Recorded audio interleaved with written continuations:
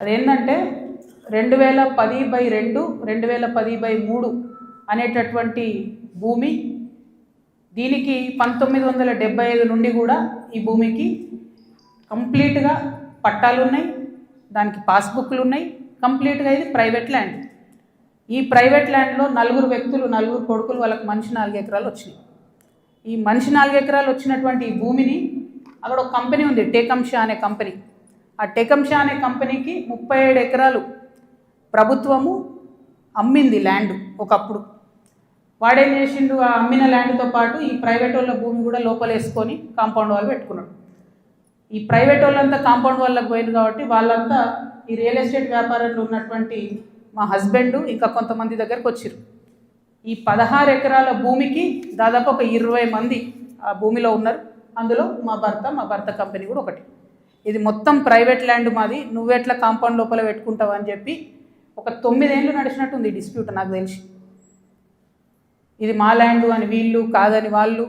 ఫైనల్గా 2019లో లోక్ అదాలత్లో, ఇగో ఇది BRS government ఇచ్చిన పాస్బుక్, అది ప్రైవేట్ ల్యాండ్ అని చెప్పి ఫైనల్గా లోక్ అదాలత్లో 2019లో ఈ టేకంషా అనే కంపెనీ, ఈ 16 ఎకరాలు ప్రైవేట్ పట్టా, వీళ్ళందరూ కూడా కాంప్రమైజ్ అయింది. 2019లో ఎప్పుడైతే కాంప్రమైజ్ అయినరో ఆనాడే ఆ ల్యాండ్తో నాకు కానీ నా భర్తకు కానీ సంబంధం లేదు. ఆ పట్టేదారుల తరఫున ఉండి కొట్లాడినటువంటి మా భర్త గారు, వాళ్ళ ఫ్రెండ్స్, వాళ్ళ కంపెనీ అందరు కూడా ల్యాండ్ అమ్మేసి బయటకు వచ్చేసి. ఎప్పుడు?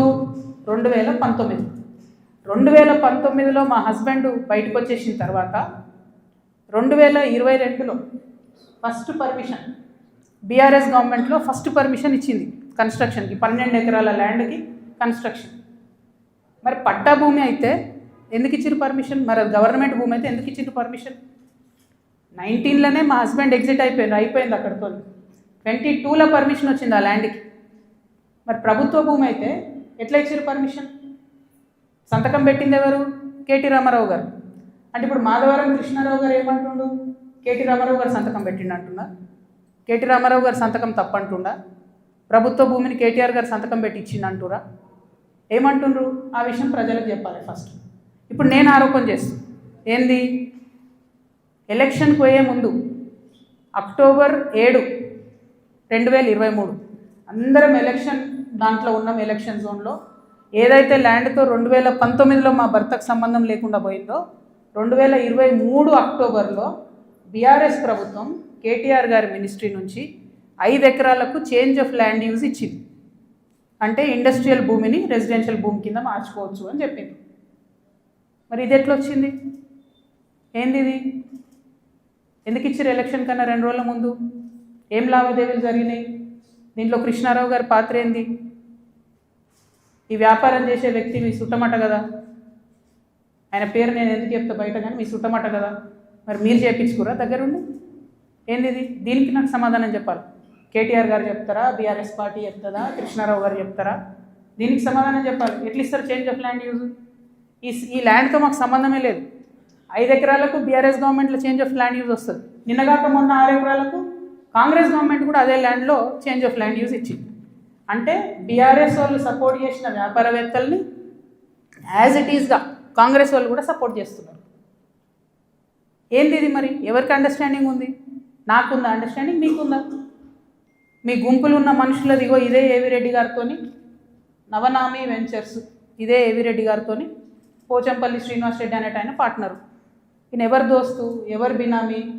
పొద్దుగాలు లేస్తే రామన్నతోనే ఉంటాడు, కేటీఆర్ గారితోనే ఉంటాడు ఈయన. ఎవరైనా? మరి మీకున్నాయా సంబంధాలు? నాకున్నాయా? పందెం కోడ్ల కేసు ఉండే శ్రీనివాస్ రెడ్డి అనేట ఆయన మీద, ఏమైనా చేసిండ్రా? ఆయన ఫామ్ హౌస్లో పందెం కోడ్లు ఆడించారని అరెస్ట్ అన్నారు, పోలీసులు అన్నారు, ఏదో అన్నారు, చేసిండ్రా? ఎందుకు చేయలేదు మరి? అంటే ఎవరిని కాపాడుతున్నారు? ఎవరికి బంధుత్వాలు ఉన్నాయి? ఏదో ఆడపిల్లను ఊరుకుంటా మీరు తమాషా చేస్తా అనుకుంటారేమో, తోలు తీస్తా ఒక్కొక్కరిది పట్టుకొని చెప్తున్నాను. ఇప్పుడు కృష్ణారావు సంగతి చెప్తున్నా. పాపం చిన్నోడు యాక్చువల్లీ, ఈయన ఎన్నుకుండి ఎవరు ఆడిస్తున్నారు, ఆ గుంటనక్క సంగతి కూడా చెప్తా తర్వాత. కానీ కృష్ణారావు గారు నా మీద మాట్లాడంగానే ఇగో ఇంతమంది, ఇది కూడా పట్టుకోండి కాగితం పైకి, అది పట్టుకోండి ఒకసారి, అది చూపి. ఇంతమంది బాధితులు వాళ్ళంతా ఫోన్లు చేసి ఎకరాలు ఇన్ని ఉన్నాయి అక్క, దయచేసి మాట్లాడండి అక్క, దయచేసి మాట్లాడండి అక్క. నిన్నటి నుంచి ఫోన్. ఓ దగ్గర 16 ఎకరాలు, ఓ దగ్గర 400 ఎకరాలు, CS14 ల్యాండ్స్, మామూలుగా లేదు. ఒక దగ్గర ఎంత ఘోరం అంటే ఆఖరికి హైడ్రా కూడా పోయి కూలగొట్టింది. ఇక ఇంకొకటి క్లియర్గా చెప్తా పాటు, ప్రణీత్ కన్స్ట్రక్షన్ ఒకటి ఉంది. ఎంత ఘోరం అంటే ఇది, ఇంట్లో కృష్ణారావు గారి అబ్బాయి, నాకు అబ్బాయి పేరు చెప్పడం ఇష్టం లేదు ఎందుకంటే ఆయన పాలిటిక్స్లో లేడు కాబట్టి, కృష్ణారావు గారి కొడుకు ఆయన డైరెక్టర్గా ఉన్నప్పుడు ఈ 70 ఎకరాల వెంచర్, పెద్ద వెంచర్ 70 ఎకరాలు మీకు కనబడుతుంటుంది. మొత్తం విల్లాలు కట్టిరు, ఇది పట్టుకోండి, మొత్తం విల్లాలు కట్టిరు, అన్ని A to Z విల్లాలు కట్టిరు.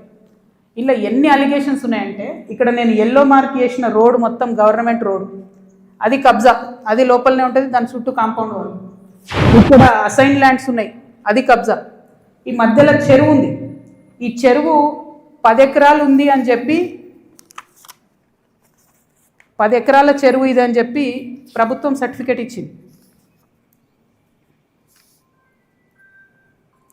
2021లో ఇది అఫీషియల్గా రెరాకి ఇచ్చిన డాక్యుమెంట్. నేను మీలాగా ఆగమాగం ఎడ్డెడ్డి మాట్లాడా, దొంగ డాక్యుమెంట్లు చూసి అసలే మాట్లాడా. 2021లో మీ కంపెనీ నుండి మీరు రెరాకి ఇచ్చిన దాంట్లో మా వెంచర్ మధ్యలో ఉన్నటువంటి చెరువు 10 ఎకరాలని మీరు చెప్పారు. అయిపోయిందా? అదే మళ్ళీ 2021లో 2024 వచ్చే వరకు ఏమవుతుందంటే ఆ చెరువు 6 ఎకరాలకు వస్తుంది. అంటే 4 ఎకరాలు ఎవరు మింగిన మధ్యలో, ఇది 6 ఎకరాలని మళ్ళీ అఫీషియల్గా ఇరిగేషన్ డిపార్ట్మెంట్ ఇచ్చింది.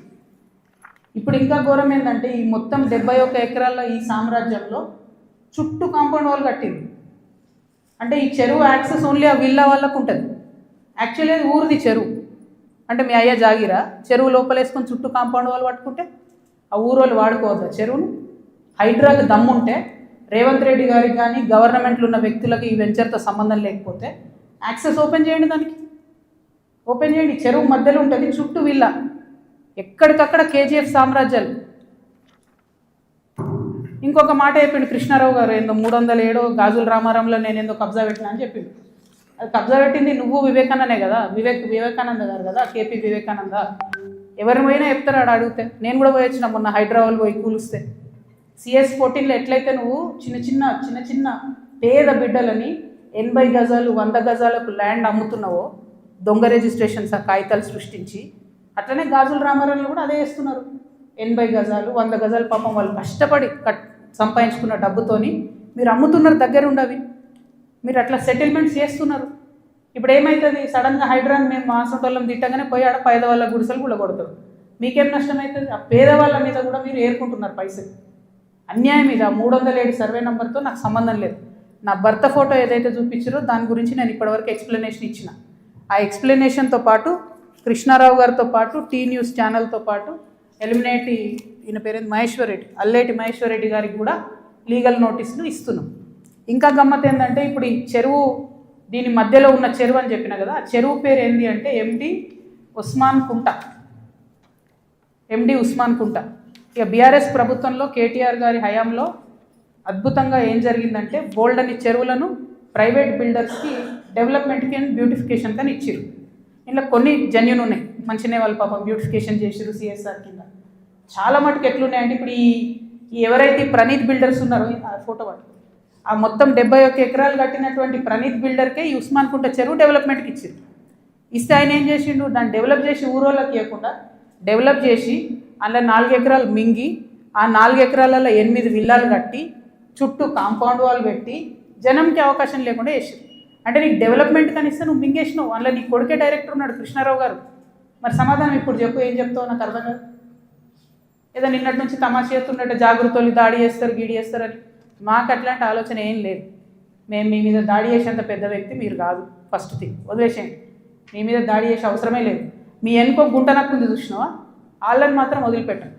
ఆ గుంటనక్కకి చెప్తున్నాయి ఇప్పుడు ఇనమని. ఆ గుంటనక్క ఇంటుంటాడు, ప్రెస్ మీట్ నాకు తెలుసు. సియాట్ ల్యాండ్స్ ఉండే, దాన్ని తర్వాత ఏం చేసిండ్రు, సెయింట్ గోబెన్ అనే కంపెనీకి ఇచ్చిర్రు 70 ఎకరాలు. దాని తర్వాత ఏం చేసిర్రు, ఈ గుంటనక్క రికమెండ్ చేస్తే మన BRS government favourite builder Vasavi ఉన్నాడు కదా, ఆ వాసవి బిల్డర్కే ఇచ్చిర్రు. అయితే ఒక అధికారి దానిలో చాలా కీలక పాత్ర. ఆ అధికారి ఇప్పుడు ఈ గవర్నమెంట్లో కూడా కీలకంగా ఉన్నాడు.